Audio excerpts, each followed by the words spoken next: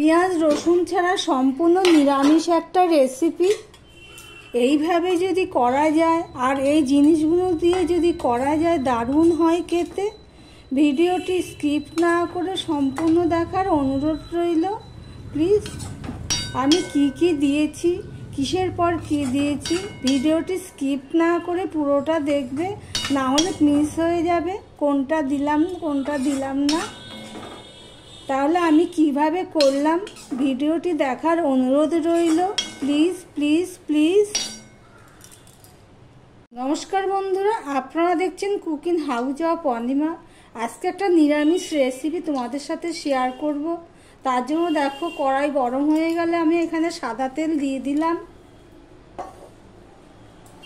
আমি এই নিরামিষ রেসিপি করার জন্য এখানে পটল কেটে নিয়েছি, আলু কেটে নিয়েছি। পটলগুলো আমি ঠিক এইভাবে কেটে নিয়েছি। পটলগুলো অনেক দিন হয়ে গেছিলো, তাই জন্য একটু শুকনো শুকনো হয়ে গেছে। এই দিয়ে দারুণ স্বাদ হবে, এত সুন্দর করে করব। এবারে তেলটা গরম হয়ে গেলে প্রথমে আমি পটলগুলো ভেজে নেব।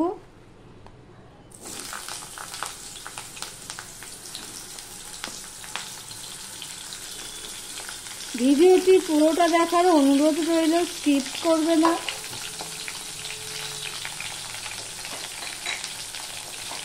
আমি একটুখানি নুন দিয়ে দিলাম আর সামান্য একটু হলুদ দিয়ে দিলাম, দিয়ে পটলগুলো আমি ভেজে নেব। দেখো ঢাকা দিয়ে দিয়ে আমি পটলগুলো ভেজে নিয়েছি।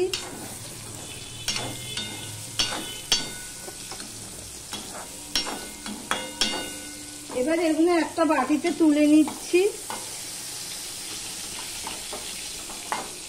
তো এই রেসিপিটি ভাত রুটি দুটোর সাথে দারুণ লাগে খেতে, একদম সিম্পল।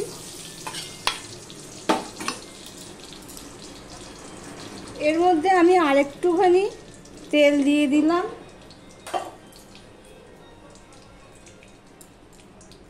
দিয়ে এখানে আমি একটা তেজপাতা একটা শুকনো লঙ্কা ফোড়নে দিয়ে দিলাম, আর একটা তেজপাতা দিলাম, আর একটু জিরে নিয়েছি, আর এখানে একটা এলাচ একটুখানি দারচিনি নিয়েছি। এগুলো সব আমি দিয়ে দিলাম।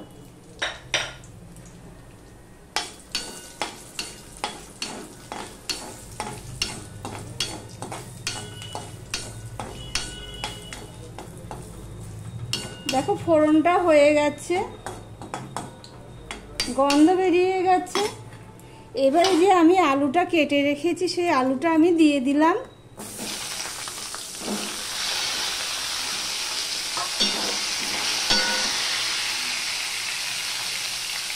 একটু হলুদ দিয়ে দিলাম আর এই নুনটুকু দিয়ে দিলাম।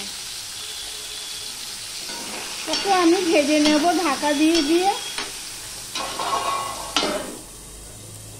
আলুটা ঢাকা দিয়ে দিয়ে ভাজা হয়ে গেছে ফোড়ন সমেত। এবার এখানে আমি দেখো আদা নিয়ে নিয়েছি 1 চামচের একটু কম, টমেটো আর 2টো কাঁচা লঙ্কা, এগুলো আমি দিয়ে দিলাম। দিয়ে এগুলো মিশিয়ে নিয়ে আবারও একটু কষিয়ে নেব।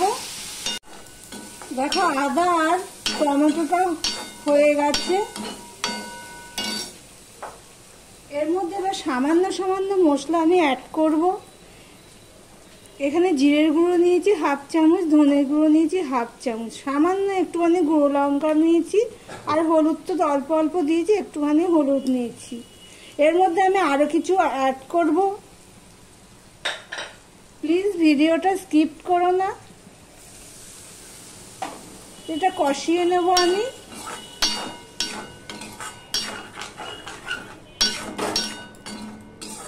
এই মশলাটা কষানো হয়ে গেলে এর মধ্যে আরও 2টো জিনিস দেব। মশলাটা আমি ঢাকা দিয়ে দিয়ে কষিয়ে নিচ্ছি। দেখো মশলাটা কষানো হয়ে গেছে। এবারে আমি এখানে 2 চামচ টক দই নিয়ে নিয়েছি, সেটা দিয়ে দিলাম। তখন গ্যাসের ফ্লেমটা আমি একদমই ছোট করে দিলাম, দিয়ে আমি নাড়তে থাকবো, তাহলে আর ইয়ে হবে না। এমনিতে একটু আগে বের করে রেখেছি, প্রায় 20 মিনিট আগে বের করে রেখেছি।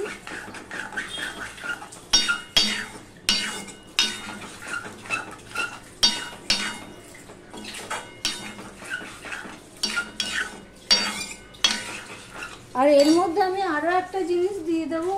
আমার ভিডিওটি যদি ভালো লেগে থাকে লাইক কমেন্ট শেয়ার করে দিও। আর যারা নতুন দেখছো এখনও পর্যন্ত ভিডিওটি দেখছো সাবস্ক্রাইব করোনি, তাদেরকে বলবো আমার চ্যানেলটি সাবস্ক্রাইব করে পাশে থাকার জন্য। এবার এর মধ্যে আমি একটুখানি কসুরি মেথি দিয়ে দিলাম। তোমরা চাইলে এটা গুঁড়ো করে দিতে পারো। আমি আর গুঁড়ো করে দেবো না, পাতে পড়লে ওটা ফেলে দেবো, সেই জন্য আর গুঁড়ো করে দিলাম না। কসুরি মেথির গন্ধটা খুব দারুণ লাগে খেতে। দই দিয়ে আমি কসুরি মেথি দিয়ে আরেকটুখানি কষিয়ে নেব। এটা ভাত রুটি দুটোর সাথেই দারুণ লাগে খেতে। এবার আমি এই পটলগুলো ভেজে রেখেছি সেগুলো আমি দিয়ে দিলাম, দিয়ে সম্পূর্ণটা মিশিয়ে নিয়ে কষিয়ে নেব। পেঁয়াজ রসুন ছাড়া সম্পূর্ণ নিরামিষ একটা রেসিপি। দেখো আমার পটলের সাথে সব কিছু মিশিয়ে কষানো হয়ে গেছে। এবার আমি পরিমাণ মতন জল দিয়ে দেব।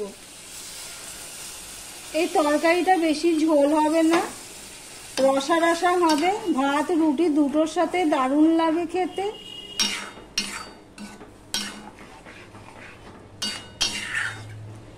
আলু পটল সবই সিদ্ধ হয়ে গেছে, আর সামান্য একটু জল দেবো। সবই সিদ্ধ হয়ে গেছে। এবার আমি এটা ফুটিয়ে নেব, নিয়ে লাস্টে একটা জিনিস খেয়াল করেছো নাকি জানি না, আমি প্রায় 3 মিনিটের মতন ফুটিয়ে নিয়েছি। এখানে আমি টক দই দিয়েছি, কিন্তু আমি তখন চিনিটা দেওয়া হয়নি। এখন আমি এই লাস্টে চিনিটুকু দিয়ে দিলাম। 1 চামচের মতন হবে চিনি আমি দিয়ে দিলাম।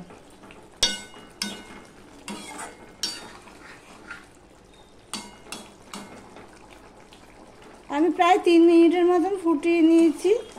দেখো মাখা মাখা হয়েছে তরকারিটা। চিনি দিয়ে আমি একটুখানি ফুটিয়ে নিয়েছি। এবার এর মধ্যে আমি এই সামান্য একটু গরম মশলার গুঁড়ো দেবো। তখন আমি একটা এলাচ আর একটুখানি দারচিনি দিয়েছিলাম ফোড়নে। এবার আমি একটুখানি গরম মশলা গুঁড়ো দিয়ে দিলাম। নুন মিষ্টিটা আমি দেখে নিয়েছি, খুব টেস্টফুল হয়েছে। টেস্টি রেসিপি, ইজি রেসিপি, তোমরা একবার ট্রাই করে দেখতে পারো। গরম মশলা দিয়ে আমি ঢাকা দিয়ে দিলাম, দিয়ে 5 মিনিট গরম কড়াইতে রেখে দেবো। ভিডিওটি আজকের মতন এখানেই শেষ করলাম।